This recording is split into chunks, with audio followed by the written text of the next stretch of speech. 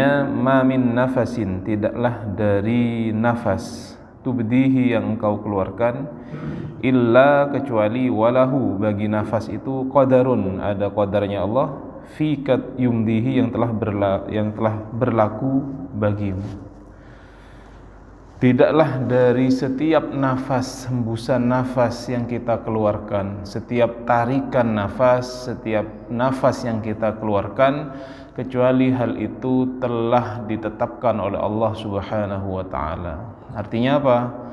Seseorang selama rizki nafasnya masih ada, hembusan nafasnya masih ada, hingga hembusan nafas yang terakhir, maka dia akan tetap hidup di dunia. Kalau memang nafasnya, rizkinya sudah habis, yang sudah ditetapkan oleh Allah Subhanahu wa ta'ala itu sudah habis, maka itu sudah waktunya dia intaqala ila rafiqil a'la, sudah waktunya dia untuk meninggal. Makanya hingga nafas yang kita tarik dan keluarkan ini adalah sebuah ketetapan, sebuah qadar yang sudah ditetapkan oleh Allah Subhanahu wa ta'ala. Sekarang kita memahami dulu apa itu qada dan apa itu qadar. Ada dua istilah ya, qada dan qadar. Qada adalah ilmunya Allah Subhanahu wa ta'ala tentang sesuatu yang akan terjadi di masa yang akan datang. Saya ulangi lagi, qada adalah ilmunya Allah Subhanahu wa ta'ala tentang sesuatu yang akan terjadi di masa yang akan datang. Sedangkan qadar adalah ketika sesuatu sudah terjadi di dunia ini berdasarkan ilmunya Allah. Maka ketika ilmunya Allah, qadanya Allah sudah terlaksana, maka namanya adalah qadar. Nah, dan qada dan qadar ini ada yang memahami sebaliknya. Tapi kita memahami gampangnya gitu aja. Qada adalah ilmunya Allah tentang sesuatu yang akan terjadi di masa depan. Maka dari definisi ini, dari pengertian ini, kita mengetahui bahwasanya qada itu adalah sebuah ilmu yang menyingkap. Bukan kemudian qada itu adalah sesuatu yang memaksa. Saya ulangi lagi, berarti qada itu adalah sebuah ilmu yang menyingkap, bukan seperti ketetapan yang memaksa. Artinya begini, ketika saya melakukan maksiat, ketika saya melakukan ketaatan, melakukan apa-apa di dunia itu berdasarkan qadanya daripada Allah Subhanahu wa ta'ala. Kalau demikian, apakah saya ketika melakukan hal itu saya menjadi orang yang dipaksa untuk melakukan itu? Jawabannya adalah tidak. Jawabannya adalah tidak. Karena ilmunya Allah itu tidak berimplikasi untuk memaksa kita. Manusia diberi pilihan oleh Allah apakah dia akan beriman atau tidak. Manusia diberikan ikhtiar oleh Allah untuk melakukan sesuatu. Artinya bukan pengetahuan Allah itu berimplikasi terhadap pekerjaan manusia. Kita berikan contoh gampangnya begini. Ada seorang anak yang ikut ujian nasional dengan sistem penilaian yang sangat objektif. Artinya kalau memang anak itu tidak memenuhi nilai tertentu, dia akan tidak lulus. Ketika hari-hari menjelang ujian, dia malas-malesan, sehingga orang tuanya bilang begini, ayolah nak belajar, tapi tetap saja dia malas-malesan, tidak belajar dengan sungguh-sungguh.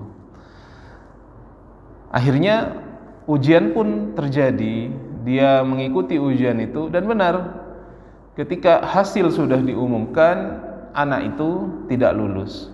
Akhirnya terjadilah percakapan antara anak itu dan orang tuanya.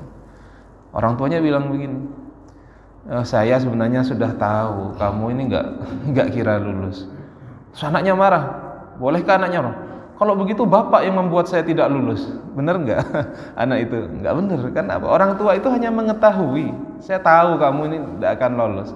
Apakah pengetahuan itu berimplikasi terhadap ikhtiarnya anak itu? Tidak. Karena antara ikhtiar dan pengetahuan itu berbeda.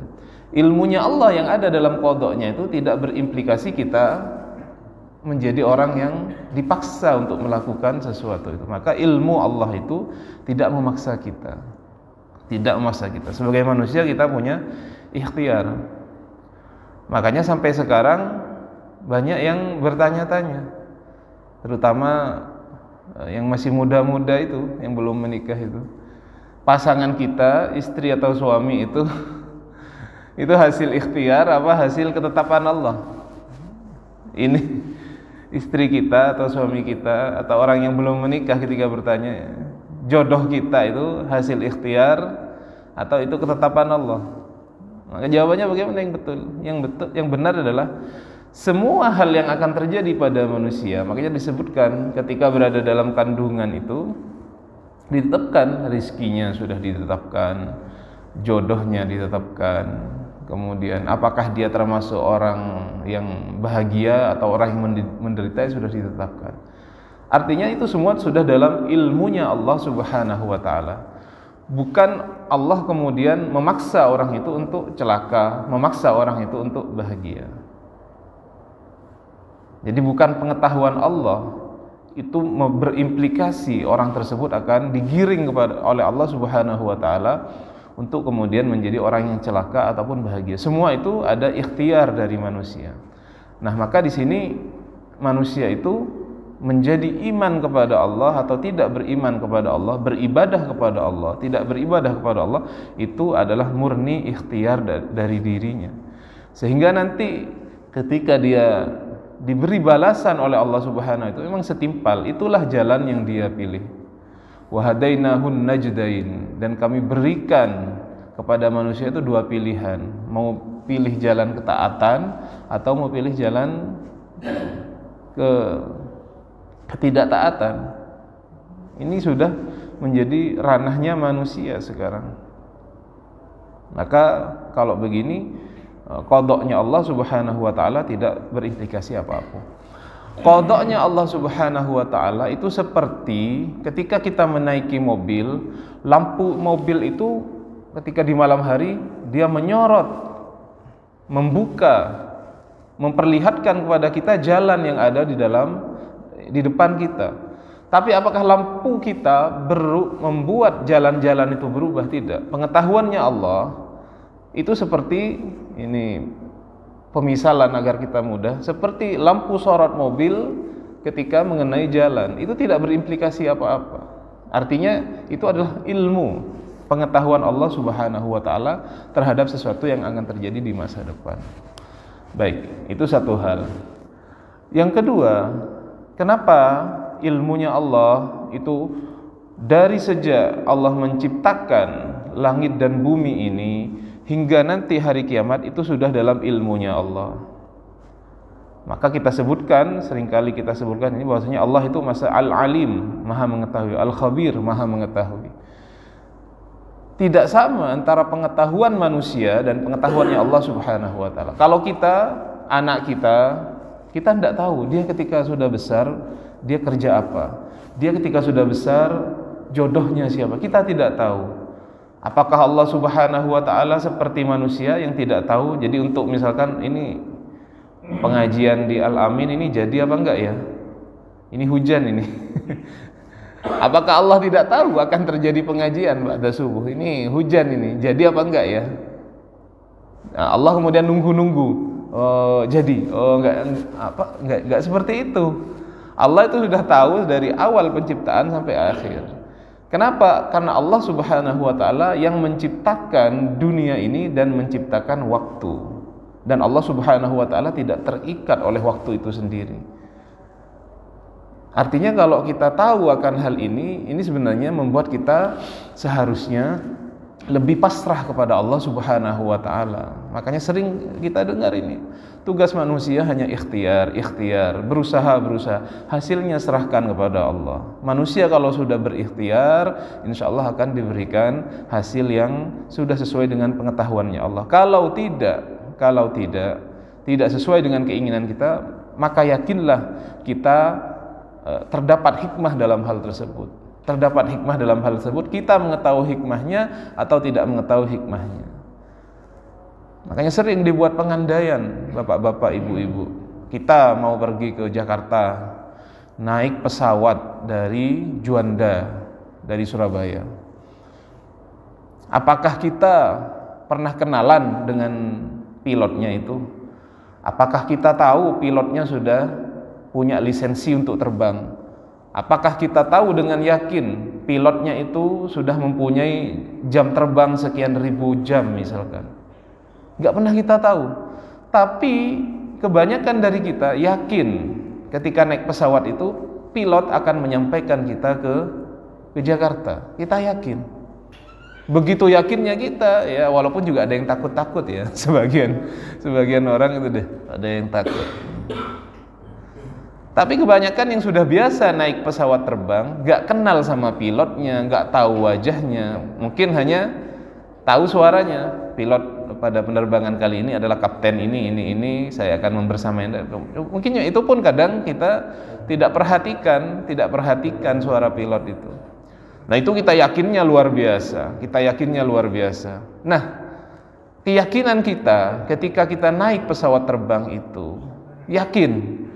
Tapi alam raya yang diciptakan oleh Allah ini, yang sudah disiapkan dengan begitu luar biasanya, pasti kemudian sudah disiapkan oleh Allah Subhanahu wa taala, sudah dikendalikan oleh Allah Subhanahu wa taala segala sesuatunya. Maka seharusnya kita yakin kepada Allah Subhanahu wa taala. Tugas kita hanya ikhtiar di dunia ini.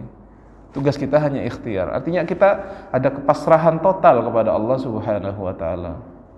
Makanya orang-orang arif itu lebih memilih di dalam hidupnya itu apa yang sudah dipilihkan oleh Allah Subhanahu wa taala kepada dirinya, bukan pilihan dia. Karena apa? Dia sudah tahu ada qadanya Allah, sudah semua hal sudah dalam ilmunya Allah Subhanahu wa taala. Kita berusaha. Makanya Nabi Muhammad SAW diturunkan kepada kita ini agar kita mengambil jalan menuju kebaikan di dunia. Maka selama kita sudah mengikuti petunjuk Nabi Muhammad, maka insya Allah kita sudah berada di jalan yang benar. Hasilnya kita pasrahkan kepada Allah Subhanahu wa taala. Nah, berarti kalau kita yakin ini sebenarnya nggak usah stres bapak-bapak, ibu-ibu. Menjalani hidup ya biasa saja. Semua sudah ada yang ngatur. Kita hanya cukup berusaha. Kita menjadi orang yang baik, beribadah. Semuanya sudah yang ngatur. Makanya orang yang stres, yang mohon maaf sampai ya mungkin ya bunuh diri, itu ya keimanannya kurang kepada Allah Subhanahu wa taala. Keimanannya kurang. Ini bahkan sekarang ya mulai ada di Indonesia ya. Ada mahasiswa kemarin itu. Ya kayaknya di UNED juga iya, di kampus saya iya. Ada dia mungkin punya teman perempuan, punya hubungan begitu. Ya, padahal dia ya mahasiswa dan orang anaknya sopan, kemudian tidak niku-niku, ya sopan sekali, saya tahu anaknya itu. Dari lulus dari UIN, dia lanjutkan kuliah S2 di Jogja. Tiba-tiba ada kasus begitu dengan teman perempuannya, wallahu alam, saya tidak tahu detail, tapi akhirnya membuat dia bunuh diri. Ini kan sangat disayangkan begitu ya, sangat disayangkan. Hal-hal seperti ini kan kalau orang sudah gelap matanya bisa terjadi seperti ini. Makanya orang yang beriman di negara-negara muslim itu biasanya memang ada angka seperti itu ada, tapi dibandingkan dengan negara-negara yang tidak mempunyai keimanan, katakanlah negara sekuler atau negara ateis, itu angka-angka terjadinya bunuh diri itu lebih banyak di negara-negara itu. Di Indonesia ini terhitung kecil kalau dibandingkan dengan itu. Makanya kita lihat semakin maju sebuah negara, tapi ketika dia tidak mempunyai spiritual, contohlah misalkan di Korea itu ya tren artis-artis ketika sudah di puncak ketenarannya, kemudian dia mendapatkan suatu problem, akhirnya pelariannya kepada bunuh diri dan lain-lain. Karena tidak ada keimanan kepada Allah Subhanahu wa taala. Menganggap dirinya dialah yang menentukan. Padahal orang Islam enggak seperti itu. Kita ini punya tanggung jawab kepada Allah. Enggak selesai sampai di mati saja, enggak selesai sampai di mati saja. Setelah kematian masih ada pembalasan bagi kita. Maka keimanan kita kepada hal ini sangat sebenarnya ya sangat melegakan kepada kita. Melegakan ya. Dibanding orang yang mungkin ateis, tidak percaya kepada Tuhan, ataupun orang yang sekuler, tidak percaya terhadap nilai-nilai yang ada dalam agama itu, tidak peduli terhadap agama. Makanya kita lihat ya di Indonesia ini, walaupun carut marutnya negara kita seperti ini alhamdulillah menurut saya masih baik-baik saja ini. Baik-baik saja ya.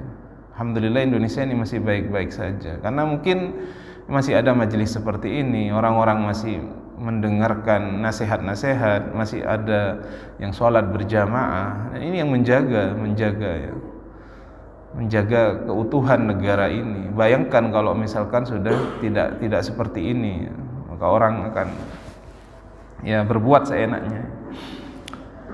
Baik, mari kita dengarkan apa penjelasan dari pensyarah kitab ini. Qultu an-nafasu bi fathil fa ibaratun an daqiqah minaz zaman qadra ma yakhrujun nafas wa yarji. Yang disebut nafas itu adalah sebuah satu saat, satu waktu dari zaman ketika kita mengeluarkan nafas dan kembali. Jadi nafas itu adalah apa? Ketika kita mengeluarkan udara ini atau menarik udara ke dalam rongga dada kita dan dikeluarkan, itu nafas. Wa huwa awsa'u minat torfah, dan ini lebih luas dari torfah. Kalau torfah itu satu kedipan mata. Wa torfah awsa'u minal lahdah. Adapun satu kedipan itu lebih luas, lebih lama daripada lahdah, daripada satu saat. Wa hiya ramqul basar wa radduh. Dia adalah kedipan mata dan kembalinya mata. Jadi kedipan mata itu namanya lahdah. Jadi makanya ketika Nabiullah Daud ya, Nabiullah ayahnya yang bisa mengendalikan jin, Nabi siapa itu? Nabi Sulaiman ya. Nabi Sulaiman ketika ingin mendatangkan istananya Ratu Balqis, dia sayembara. Ini siapa yang bisa datangkan singgasananya ke sini? Ada jin menawarkan, ya saya mampu mendatangkan singgasananya sebelum kamu bangkit dari tempat dudukmu. Ya, bangkit dari tempat duduk cepat. Tapi ada orang yang dikarunia ilmu dari Allah, dia mampu mendatangkan singgasananya Balqis itu, Ratu Balqis itu sekedipan mata, ya, sekejap saja. Ya. Berarti ilmu seperti itu memang ada ya. Wal qadar huwa al ilmu as-sabiq lil asya' qabla ayyadhhar. Nah, kalau di penjelasan kitab ini kebalikannya. Yang disebut dengan qadar adalah ilmu yang terdahulu terhadap sesuatu sebelum dia tampak. Kalau yang saya jelaskan tadi itu dari penjelasan Syekh Ramadan Al-Buti. Kalau qadha itu ilmunya Allah terhadap sesuatu yang akan terjadi di masa depan. Adapun qadar adalah ketika ilmunya Allah itu sudah terrealisasi, dan tidak ada sesuatu yang terjadi di dunia ini luput dari ilmunya Allah. Semuanya atas ilmunya Allah. Semuanya atas ilmunya. Bahkan kita sering diajarkan pohon ketika daunnya mengering dan jatuh itu pun Allah ketahui. Tidak ada yang tidak diketahui. Allah mengetahui bahkan apa yang terdalam yang ada di dalam hati kita. Niat bahkan yang kita sendiri nggak tahu itu Allah ketahui. Wa huwa ilmu awqatiha wa amakaniha wa maqadiriha wa adadi afradiha. Maka ilmunya Allah itu terhadap waktunya. Waktu Allah Maha mengetahui, amakinihanya, tempat-tempatnya, maqadiriha, kadarnya, wa adadu afradiha, dan bilangannya. Semuanya Allah ketahui. Wa ma ya'ridu laha minal kaifiyat, dan caranya itu semuanya Allah ketahui. Wa ma yanzilu biha minal afat, dan segala sesuatu yang turun kepada manusia dari bala ya. Misalkan begini ya, ilmunya Allah itu menyangkut dua hal yang ada terjadi di bumi ini. Hal-hal yang di luar kendali manusia, semisal mohon maaf banjir bandang misalkan, gempa bumi, jatuhnya meteor, itu di luar kendali manusia. Itu semuanya diketahui oleh Allah Subhanahu wa taala. Yang tidak ada manusia yang tidak punya andil dalam hal itu semuanya atas pengetahuan manusia. Ilmunya Allah juga meliputi hal-hal yang disebabkan oleh manusia. Manusia misalkan habis ini akan terjadi demo, habis ini akan terjadi chaos, itu di dalam pengetahuannya Allah Subhanahu wa taala. Jadi baik hal-hal yang tidak ada andil manusia seperti banjir dan yang lain-lain yang sudah sebutkan tadi, dan juga apa yang ada andil manusia, itu semuanya diketahui oleh Allah Subhanahu wa taala. Fa idza alimta ayyuhal insan anna anfasaka qad ammahal qadar. Apabila engkau mengetahui wahai manusia bahwasanya dirimu itu sudah diliputi oleh qadarnya Allah Subhanahu wa taala, wala yasduru minka wala min ghairika illa ma sabaqa bihi amaluhu wa jara bihi qalamuhu. Tidak akan timbul, tidak akan keluar darimu dan dari selainmu kecuali yang sudah ditetapkan ilmunya dan sudah ditulis oleh Allah Subhanahu wa taala. Makanya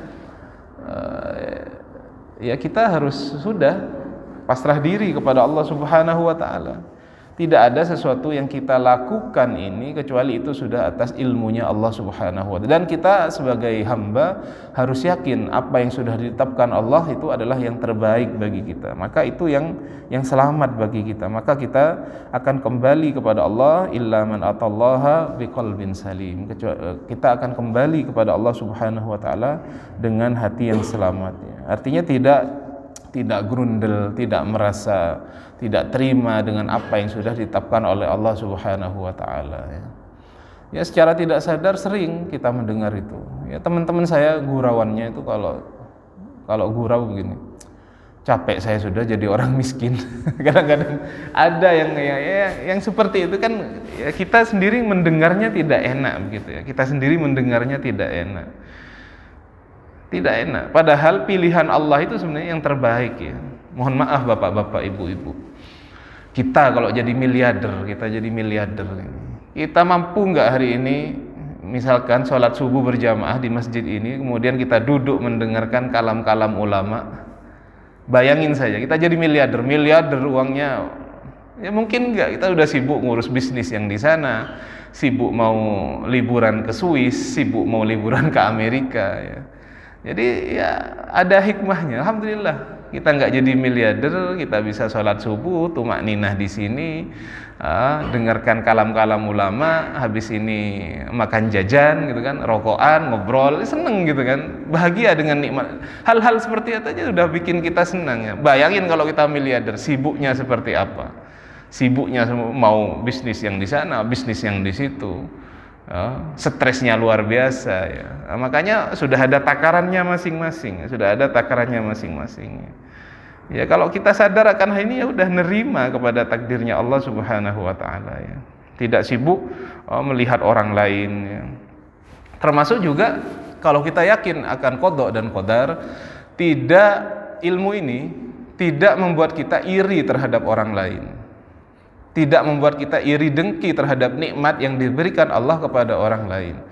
Karena itulah yang diberikan oleh Allah. Mengapa kita tidak terima sesuatu pemberian Allah kepada makhluknya? Kalau memang kita ingin seperti itu, seperti yang saya katakan, bilang begini, ya Allah, sebagaimana engkau memuliakan tetangga saya, dia punya mobil baru, ya Allah berikan saya mobil baru juga. Enggak apa-apa seperti itu, namanya ghibthah. Kita ingin nikmat yang ada pada orang lain juga menimpa kita, tapi kita tidak berharap nikmat itu hilang. Tidak apa-apa. Bukan kemudian yang terjadi sebaliknya. Kadang-kadang kalau sudah iri, ini di Indonesia mungkin jarang ya. Kita mungkin hanya lewat via kata-kata, via ngerasani gitu. Ada tingkat iri yang sudah sangat luar biasa itu sampai merusak bapak-bapak, ibu-ibu ya, dirusak, dibenci, disakiti.